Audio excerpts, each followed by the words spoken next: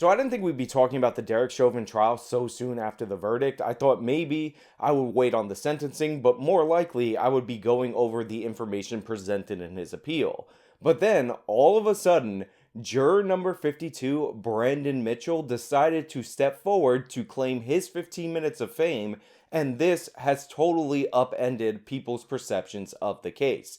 Now, to be clear, we can all agree or disagree on whether or not the state proved their case against Officer Derek Chauvin in this trial, but the jury's verdict is the verdict. What we're going over now are the potentials for appeal and the avenues opened up by this juror stepping forward and people looking into his background. Now, I've seen a lot of people coming forward and giving detailed analysis of Brendan Mitchell's interviews play by play on whether or not this is going to help the defense or hurt the prosecution, or help the prosecution or hurt the defense, when in reality, it's actually far more simple than that. This is bad for the prosecution, period, point blank. The thing is that any juror coming forward, no matter what, is going to negatively impact the prosecution's case and set up the defense for appeal. The prosecution won the verdict already. What they want, ideally, in a perfect world for them, is for all the jurors to shut up and not make themselves publicly known. All they can do is hurt the case. You ever hear people read the Miranda warnings and they say anything you say can and will be used against you in a court of law? That's how the prosecution currently feels about the jury. They're trying to get them to be quiet, but this guy, of course, had to come forward. So no matter what he says, no matter how on point in interviews and responding to certain questions he is, or some lawyer will tell you, this is a net negative for the prosecution. It's just a matter of how negative it is for the prosecution. And one of the most obvious signs that this guy looks like he is going for media attention is this screenshot that I saw related to his Good Morning America interview.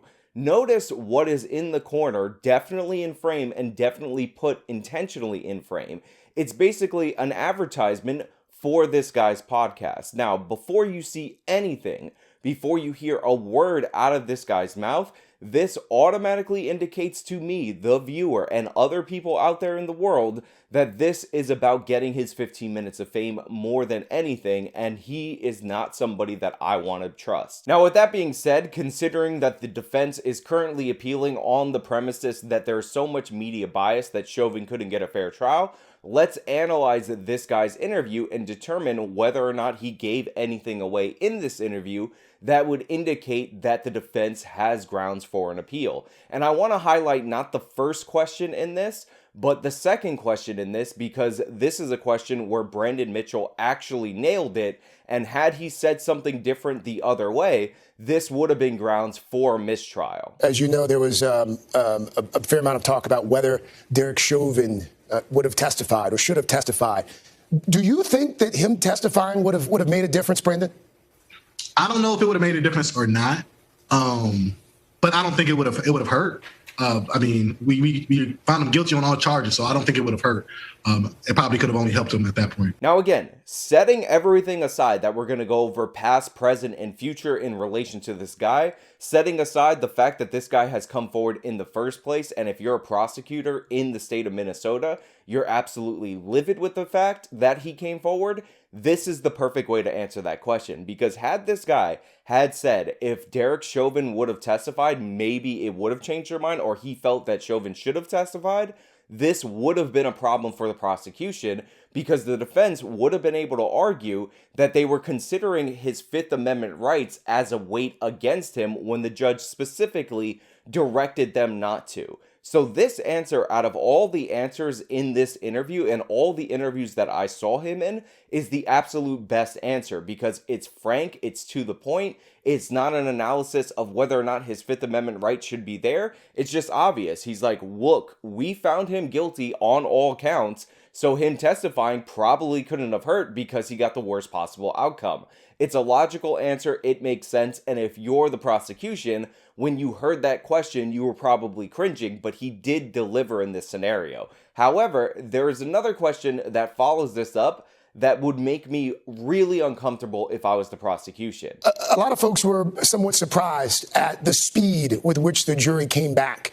I mean, it almost seemed as if you guys went in there, you elected your foreperson, you went around the table, you said your piece, and then you voted. And really getting into a body language expert channel where they have 4 different body language experts that are observing interviews like this and they give their analysis. One of the things that really set me off here, and be fair, I am not a body language expert, and I would love for these guys to go over this guy's interviews, is that when the questioner asked him about the speed that they reached a verdict, this guy cracks a smile and he's about to laugh, and then he has to hold it back. This is a terrible sign visually. This is almost as bad as you advertising your podcast in the background of an interview about you being a juror, because not only is he talking about fame-seeking behavior, or we're talking about fame-seeking behavior to be more accurate, but also this guy's cracking a smile when we're discussing the fate of a man's life. He's like, "Oh, fast verdict. It's hilarious."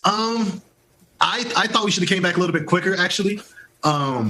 But the time he did spend was time where we were just kind of going over the details again, making sure everybody was on the same page and just clarifying. So yeah, for the most part, we did go in and come straight out. But I thought it should have been quicker, actually. Than that. Now, aside from the smile, that in my opinion is a little bit too much of giving away the game for Mr. Brandon Mitchell, his answer to this question is absolutely terrible. Remember, we're talking about an extensive trial, weeks worth of testimony and evidence presented, and not only does he crack a smile, but he says, honestly, we should have probably convicted him in under an hour. Remember, you can't do really anything in under an hour with like a dozen people. They have to elect a foreperson, they have to go over the charges and all of that, and this guy went into that jury room basically deciding that this guy was guilty, and he said the only reason earlier in this interview that it took 4 hours is because one of the jurors wanted to do their due diligence, reading the charges, etc., etc. I wouldn't necessarily say they were on the fence. I think they just wanted to do their due diligence and make sure that they understood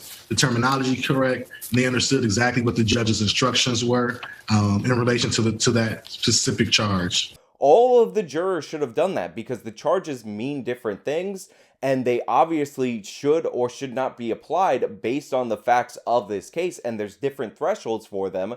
So this is not something that you do really quickly, especially when you have 2 weeks of testimony leading up to it. As you know, the entire world was watching this trial. Did you feel a greater sense of pressure as a juror, knowing that? No, not at all. I mean, we all knew coming in that everybody would be watching, but I don't think there was any pressure. And there's so much stress within the courtroom. We didn't even have time to think about anything on the outside or any of that. I mean, just being there alone and witnessing what you're witnessing on the videos and listening to all the people, that alone is enough stress. You're not paying attention to anything else, really. Now, again, I'm not trying to overanalyze what's being presented in this interview. He did actually answer that media question absolutely perfectly when he's saying, no, not at all. This did not influence us. We were aware, obviously, that this trial was going to be a big news event, but it was not what got into the jury. We came in with an open mind, etc., etc.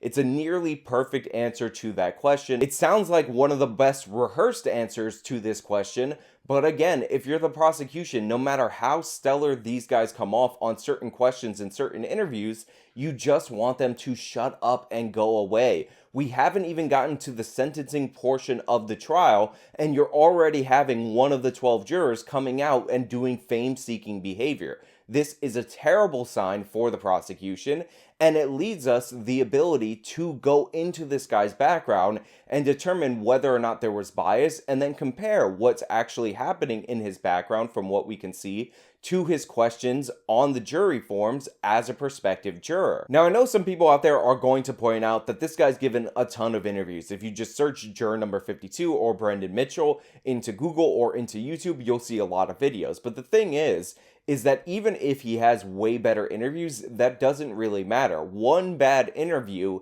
could help the defense in their try to get an appeal on the conviction of Derek Chauvin.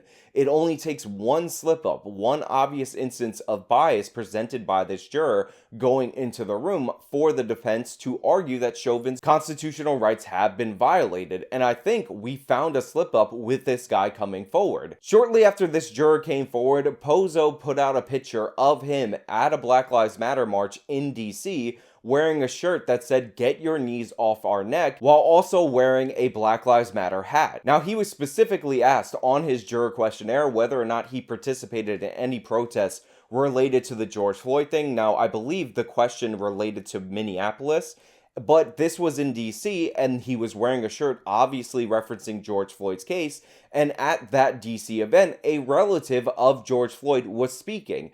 Also, Brendan was interviewed at this event, which is absolutely disastrous for the prosecution. Brendan Mitchell told WCCO he was there to take part in a voter registration rally, not to protest, and that he was an unbiased juror. Either way, I was going to D.C. for this event, even if George Floyd was still alive. It just happened to be that was a t-shirt chant because it was in 2020. Correct. And there was nothing that you did that would have been interpreted as a protest to George Floyd or something like that. Not even close. Not even close. And again, yet another reason why, if you're the prosecution, you're pulling your hair out that this guy has come forward for his 15 minutes of fame. Before being selected, Mitchell filled out this questionnaire. He said he had never attended protests over police brutality in Minnesota or beyond. He also answered a question on Black Lives Matter, saying Black lives just want to be treated as equals and not killed or treated in an aggressive manner simply because they are Black. The defense does now have the right to ask Judge Cahill to go back and question Mitchell. If that happens, the judge could decide if the verdict will stay. Now, going out and doing the interviews and promoting your podcast is one thing, but here is one of the big flaws in this guy coming forward in such a case that is getting so much media attention. Because now we know that this guy is a liar. He lied to get his way onto the jury because he was not in Washington, D.C. for a voter registration drive. That doesn't even make any sense. Obviously, we were leading up to the presidential election, but the people in Washington, D.C. overwhelmingly vote blue, and the idea that he commuted all the way to D.C. to register voters in a protest that was bringing people from out of town makes no sense at all whatsoever. He's obviously wearing a BLM shirt. He's obviously wearing a BLM hat. He's taking photos at this event. He's an obvious promoter of these ideas, and the event was clearly related to George Floyd. And he, as a juror, was asked a question about this, not only in Minneapolis, but anywhere, and he flat out lied to get his way on the jury. And by the way, this idea is supported by his interview with the Wall Street Journal, where he said that he is coming forward as a juror after the fact because he wants to be an agent of change. This guy is an activist, clearly and obviously. He's not just about fame-seeking behavior. He's somebody who goes out and believes in the cause. The fact that he got himself onto this jury through deceptive practices and isn't smart enough to shut up and go home, but has to go out and seek the media attention, really is going to hurt the prosecution on appeal, and it could ultimately end up leading to a new trial for Officer Derek Chauvin. If you're the prosecution or just someone who wants this verdict to hold, this is an absolute disaster on every front, and we haven't even heard from the other 11 jurors. In fact, one of the most unfortunate things about Brendan Mitchell being such a bad juror and such a bad person to have come forward first is that this actually reduces our chances from hearing from the other 11 jurors. Because had he been a guy that was lauded by the media and they found no bias whatsoever in his background, this might have led other jurors in bunches to come forward. But the fact of the matter is, it's so clear and obvious that this guy did not tell the truth to get on the jury. It's so clear and obvious that this guy is seeking attention, and it's so clear and obvious that this guy is an activist, and he's an activist for Black Lives Matter, specifically against Officer Derek Chauvin, that this might deter other jurors from coming out. In this way, it actually hurts the defense that the first juror dumb enough to step forward has so many skeletons in his closet that this might actually deter other jurors from coming forward. If it was one of those things, but overall the media coverage was positive, that would actually benefit the defense, because what the defense would absolutely love is to get more bias from more jurors to show the courts that Chauvin did not get a fair trial. And by the way, it is an absolute travesty of justice. Whatever you think of Officer Derek Chauvin and this case, that the trial was not moved to a different venue.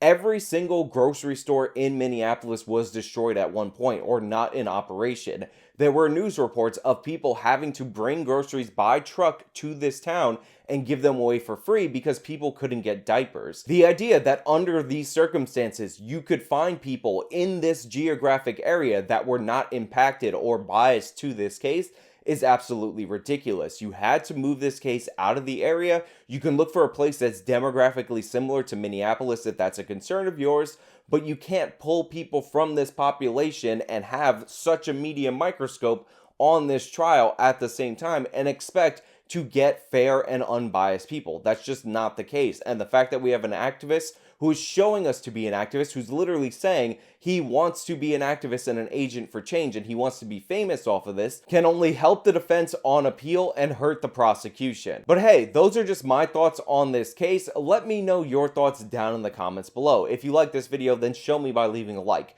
You can subscribe for more content. Follow me on all my social media. Support me via the support links. This has been me talking about juror number 52. Till next time.